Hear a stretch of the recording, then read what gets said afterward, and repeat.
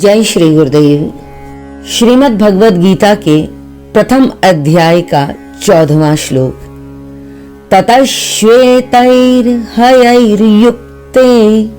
महति स्यन्दने स्थितौ माधवः पाण्डवश्चैव दिव्यौ शंखौ प्रदध्मतुः।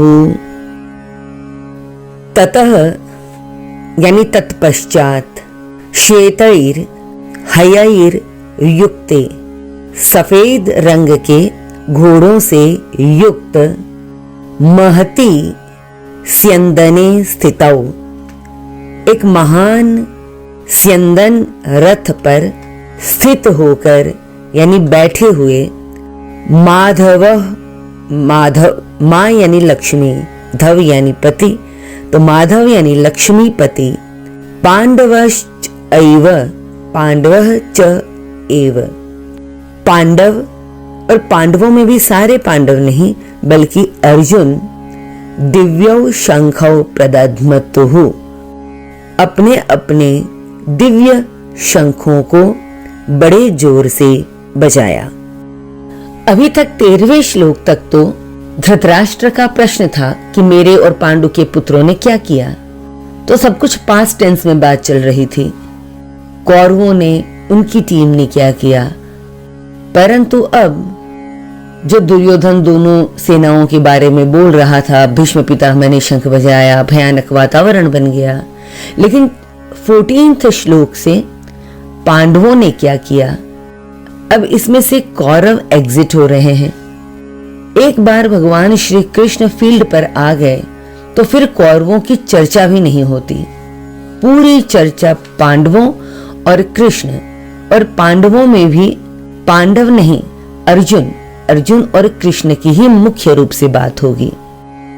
सफेद रंग के घोड़ों से युक्त अर्जुन को चित्ररथ ने 100 सफेद रंग के घोड़े गिफ्ट में दिए थे और उनमें विशेषता थी कि युद्ध में यदि उनमें से 2-4 मर भी जाएं, तो भी उनकी गिनती कम नहीं होगी। यहां पर सफेद रंग के ही घोड़े क्यों? देखिए, अर्जुन प्रतीक है विचारशीलता का, और उसके पास 100 घोड़े यानी 100 विचार। अपने जीवन से टैली करके देखिए, 2-4 विचार मर भी जाएं तो भी विचारों की गिनती कम नहीं होती, उसका स्थान कोई और विचार ले लेते हैं और 100 के 100 यानी विचार जैसे के तैसे बने रहते हैं। हाँ, विचारों के विषय जरूर बदल सकते हैं, बचपन में कुछ और तरह के विचार और फिर कुछ और तरह के विचार, और ये विचार शुभ विचार के प्रतीक हैं। सफेद रंग के घोड़े शुभ विचार के प्रतीक हैं। अब रथ और घोड़े, रथ हमारा यह शरीर रूपी रथ और इंद्रिय रूपी घोड़े। अब ये जितनी इंद्रियां हैं, इन इंद्रियों से ही हमारे विचारों का संबंध है। इंद्रियां काम क्या करती हैं कि हमने देखा पीला रंग तो अच्छा, हरा रंग देखकर बहुत अच्छा, यह काला रंग अच्छा नहीं, या फिर कानों से कुछ सुना तो सुनकर खुश, कुछ ऐसा सुन लिया सुनकर दुखी। तो इंद्रियों के माध्यम से जो भी विचार चल रहे हैं वे शुभ विचार हैं, ऐसा प्रतीक है सफेद घोड़े। और किसके रथ में लगे हैं? अर्जुन के क्यों? क्योंकि अर्जुन ने अपने मन की लगाम सौंपी है सारथी श्री कृष्ण। यानी हमें भी यदि सफेद रंग के घोड़े चाहिए यानी शुभ विचार चाहिए, तो अध्यात्म की यात्रा में भी आगे बढ़ना है, तो हम अपनी सारी इंद्रियों को सौंप दें। अब सौंप दिया इस जीवन का, सब भार तुम्हारे हाथों में। अब सौंप देने का मतलब ये तो नहीं है कि हम आंख बंद कर लेंगे या हम कान फोड़ लेंगे, सुनेंगे नहीं, देखेंगे नहीं, बोलेंगे नहीं, ऐसा नहीं है, बल्कि संकल्पित तो होना है कि इन आंखों से जो भी देखें भक्ति के मार्ग में, अध्यात्म के मार्ग में, कि हम अपने सद्गुरु को, अपने इष्ट को ही देखें। कम से कम अपनी इंद्रियों को हर दिन प्रतिमा को और चित्र को देखने में लगाया। सुनना है तो संकल्पित हो कि 1 घंटा रोज हम भक्ति की, भक्तों की, भगवान की कथा सुनेंगे।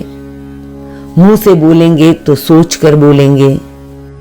शरीर में यदि कोई प्रमाद है, कोई आलस है, आज का काम कल पर टालने की ऐसी कोई आदत हो तो उसे हटाएंगे। यानी हम अपनी सारी इंद्रियों को अपने सद्गुरु के साथ या अपने इष्ट के साथ जोड़ते हैं। तो सफेद घोड़ों से युक्त उत्तम रथ हैं मन, बुद्धि, शरीर, इंद्रियां, ये सारे के सारे इक्विपमेंट्स हैं। और अर्जुन का रथ, उसकी विशेषता है कि वो इतना बड़ा था कि 8 बैलगाड़ियों में जितना सामान भर सके उतना उसके रथ के बैक साइड में आ जाता था। इतने अस्त्र शस्त्र भरे जा सकते थे। मानव जीवन में यह शरीर मनुष्य जीवन का प्रतीक ही है और इसमें इतनी क्षमता है कि हम जितने ज्यादा चाहें उतने ज्यादा सद्गुण इसमें भर सकते हैं। हम जीवन में जो प्राप्त करना चाहें, जितना प्राप्त करना चाहें उतना प्राप्त कर सकते हैं। अर्जुन के रथ पर लगी हुई ध्वजा और उस पर हनुमान जी का विराट विशाल स्वरूप। देखिए, हनुमान जी ये भक्ति और शक्ति के प्रतीक हैं, परंतु इसके साथ साथ वो एक वानर भी हैं और वानर ये चंचलता का प्रतीक है। तो जब हम विचारशीलता की बात करते हैं तो हमारा मन बड़ा चंचल है और हनुमान जी महाराज ने इस चंचल मन पर नियंत्रण कर लिया और भक्ति और शक्ति को जागृत किया।